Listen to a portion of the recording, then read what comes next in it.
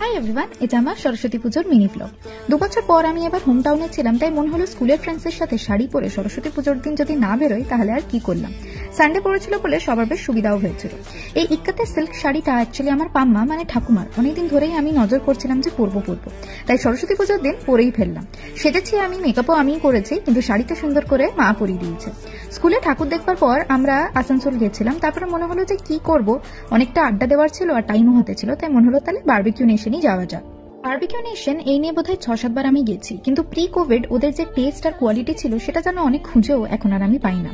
আমাদের সানডেতে বুফেতে মাটন ছিল, কিন্তু ওই আর কি, প্রোভাইড ওরা সবই করছে, কিন্তু খাবারের টেস্ট যেন আর ভালো আগের মতন নেই।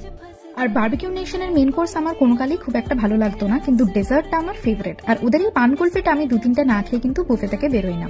প্রচুর গল্প করে আর ছবি তুলে উই এন্ডেড আর ডে। আশা করছি ভিডিওটা খুব ভালো লাগবে। প্লিজ